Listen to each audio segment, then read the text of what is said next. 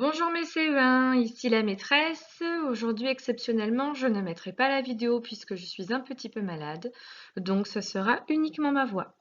On se retrouve en ce lundi pour notre troisième semaine d'orthographe où nous allons tout d'abord faire la dictée du jour, puis ensuite découvrir un nouveau son. J'ai besoin dans un premier temps que tu prennes ton cahier du jour, un stylo rouge, un stylo bleu et un stylo vert. Aujourd'hui, nous sommes lundi 4 mai.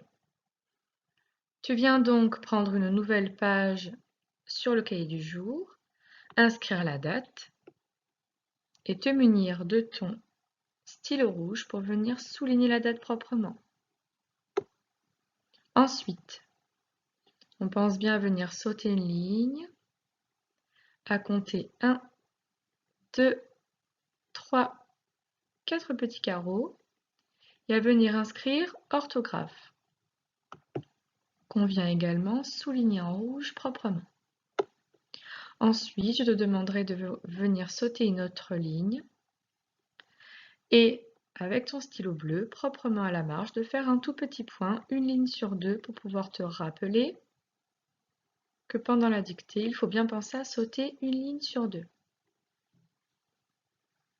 Je t'invite à faire pause si tu n'as pas encore eu le temps de terminer de préparer ton cahier, sinon nous commençons la dictée.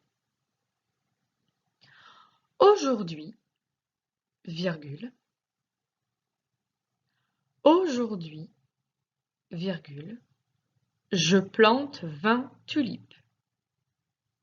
Aujourd'hui, virgule, je plante 20 tulipes.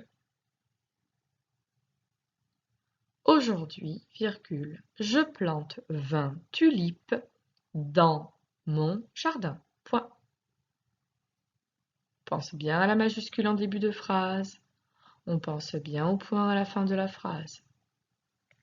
Aujourd'hui, virgule, je plante 20 tulipes dans mon jardin.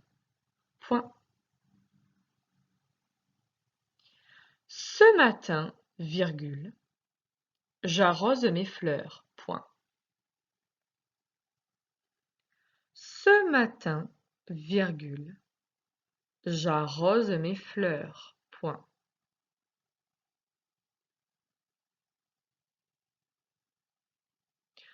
Je reprends depuis le début.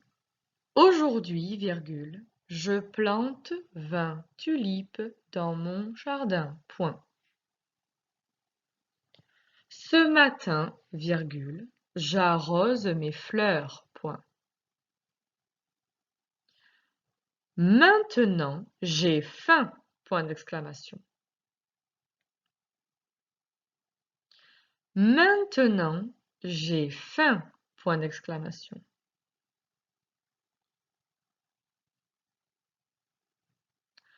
Je reprends depuis le tout début. Aujourd'hui, virgule, je plante 20 tulipes dans mon jardin. Point. Ce matin, j'arrose mes fleurs. Point. Maintenant, j'ai faim. Point d'exclamation. Au goûter, virgule. Au goûter, virgule. Je mange du pain. Au goûter, virgule. Je mange du pain.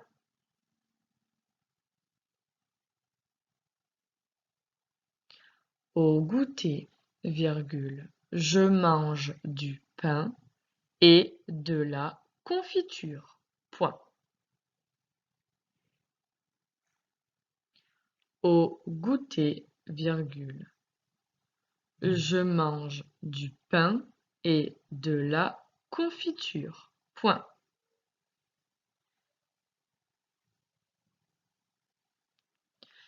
Mais c'est impossible, virgule. Mais c'est impossible, virgule. Il n'y en a plus. Point d'exclamation. Mais c'est impossible, virgule. Il n'y en a plus. Point d'exclamation. Demain, virgule, j'irai au magasin. Point. Mais c'est impossible, virgule. Il n'y en a plus. Point d'exclamation. Dernière phrase. Demain, virgule, j'irai au magasin. Point. Je relis une dernière fois la dictée dans son intégralité. Aujourd'hui, virgule, je plante 20 tulipes dans mon jardin. Point. Ce matin, virgule, j'arrose mes fleurs. Maintenant, j'ai faim. Point d'exclamation. Au goûter, virgule, je mange du pain et de la confiture. Point. Mais c'est impossible, virgule. Il n'y en a plus. Point d'exclamation. Demain, j'irai au magasin.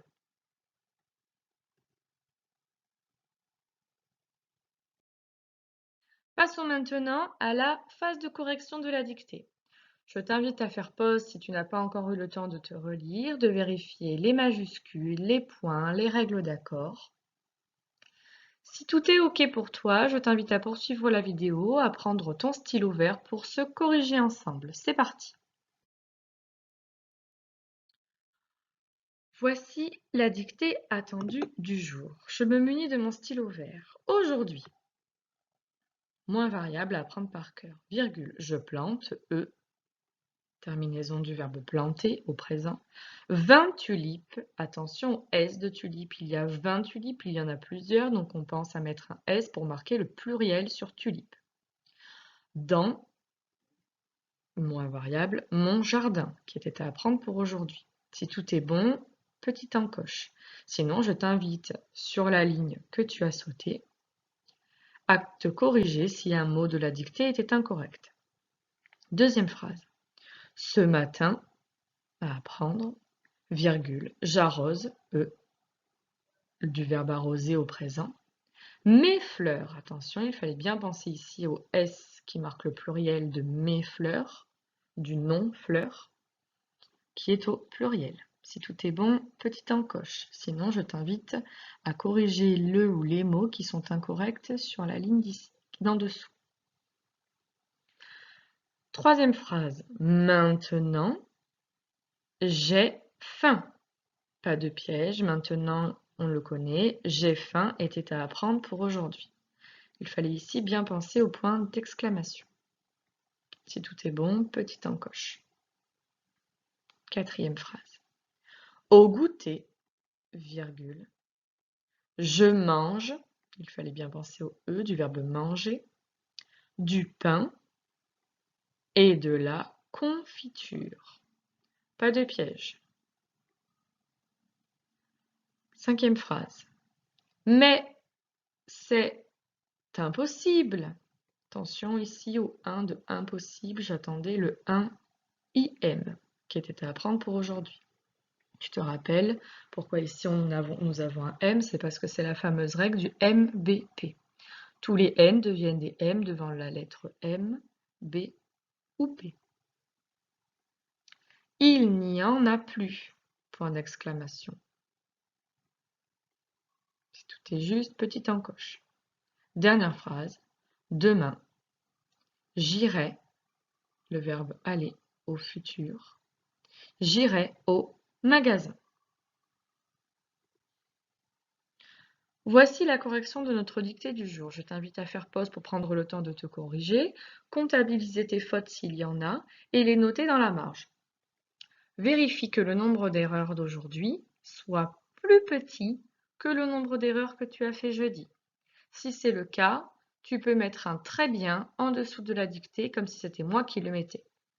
S'il y a autant de fautes que la dictée de jeudi, tu peux mettre un bien plus, car ça veut dire que tu n'as pas fait moins d'erreurs, donc ça aurait mérité un peu plus de travail à la maison, mais tout de même, tu n'as pas fait plus d'erreurs, donc c'est positif. Par contre, si ton nombre de fautes est supérieur à la dictée de jeudi, Je t'invite à essayer de refaire cette dictée qui t'a posé problème lors d'un petit moment de pause, mercredi ou ce week-end avec l'un de tes parents. Passons donc maintenant à la deuxième partie de cette vidéo qui est la partie découverte du nouveau son de la semaine. Pour cela, je vais avoir besoin que tu prennes à portée de main le porte-vue de son jaune et que tu prennes un crayon de couleur rouge. Mais maintenant, j'aurai besoin que tu sois bien attentif pour écouter la comptine du jour et découvrir quels sons se cachent dans la comptine pour cette semaine. Tu es prêt? C'est parti. Dagobert revient de guerre. Oh là là, quelle galère! Il arrive au galop, sa grande épée est tordue, son gros casque est bossu, et la guerre est perdue. As-tu trouvé quel est le son commun à l'ensemble des phrases de la comptine qui va nous servir d'appui pour travailler l'orthographe cette semaine? Je répète la comptine une deuxième fois. Dagobert revient de guerre. Oh là là, quelle galère! Il arrive au galop, sa grande épée est tordue, son gros casque est bossu, et la guerre est perdue. Bien joué! Il s'agissait ici du son G. Reprenons ensemble la fiche de son du jour. Tu vas voir en haut à droite de la fiche de son, il y a la comptine que je viens de te dire. Prends-la sous les yeux pour pouvoir la lire en même temps que moi et essayons de voir dans la comptine quelles sont les phrases ou quelles sont les lettres ou la lettre qui nous servent à faire le son G dans les phrases. Dagobert. Ici, quelle est la lettre ou les lettres qui servent à faire le son G? Oui, il s'agit du G, de la lettre G. Dagobert revient de guerre. Quelle est là ou les lettres ici qui nous permettent d'entendre le son G dans le mot guerre? Il s'agit non pas uniquement du G, mais du G et du U qui font le G. Nous verrons ensemble pourquoi. Dans certains cas de figure, le G est accompagné de la lettre U pour faire le G. Deuxième phrase. Oh là là, quelle galère! Nous avons bien ici le G qui nous montre le son G. Il arrive au galop. Sa grande épée tordue, son gros casque est bossu, et la guerre est perdue. Nous avons vu que pour faire le son G, il y a deux possibilités. La première, la plus simple, utiliser la lettre G, comme dans les mots gauche, une gomme, une gouttière, où la lettre G seule, à elle seule, permet de faire le son G.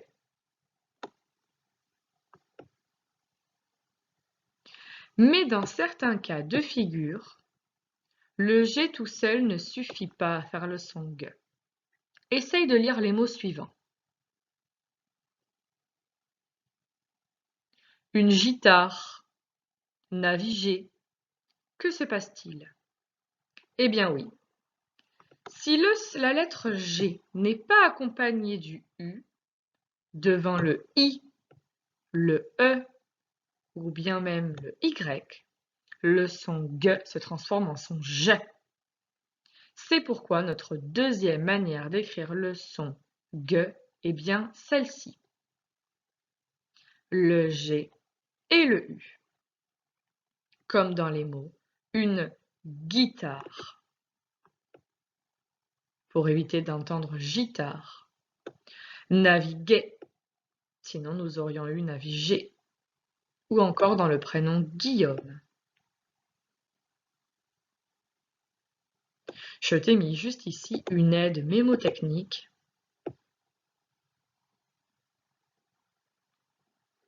pour ne pas oublier ce que l'on a vu aujourd'hui. Le son G se fait uniquement avec la lettre G devant le A, le O et le U. Mais le G a besoin d'être associé à la lettre U lorsqu'il est devant le E, le I et le Y. Le son G. Si nous avions été en classe aujourd'hui, voici la fiche sur le mur des sons que j'aurais affichée en dessous des sons que nous avions vus précédemment. Voici donc nos mots références pour le son G. Tout d'abord, le son G qui se fait avec le G de gant, c'est-à-dire avec le G tout seul.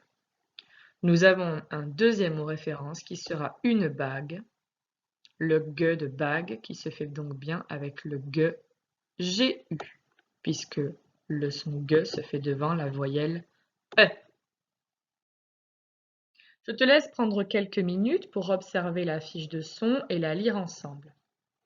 Faisons juste un petit rappel mémotechnique. Est-ce que tu es capable de me dire pourquoi ici, le petit point est au début de la flèche, dans le son G, avec le G de gant, c'est-à-dire le G avec le G.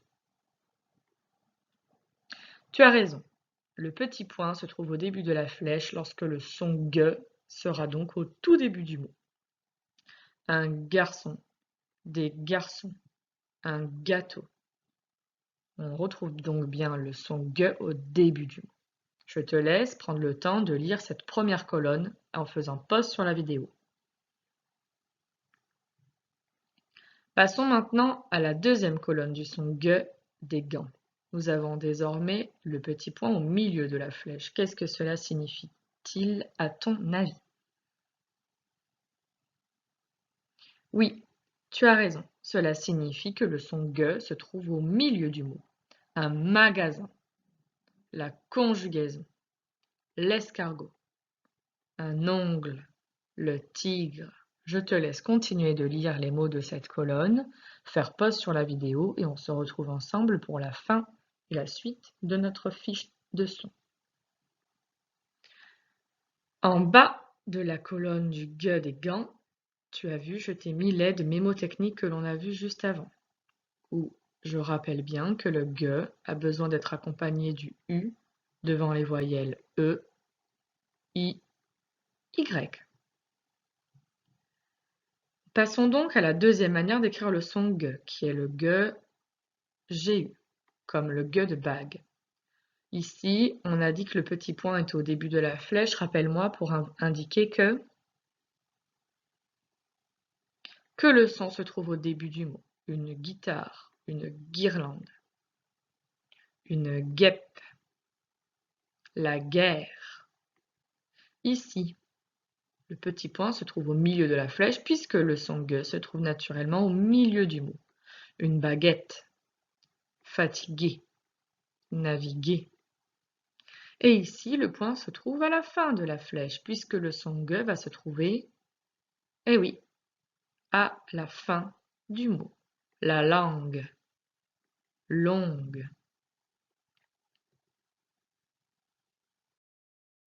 Je t'invite maintenant à prendre ton crayon rouge et à venir surligner dans la colonne du G des gants les mots suivants.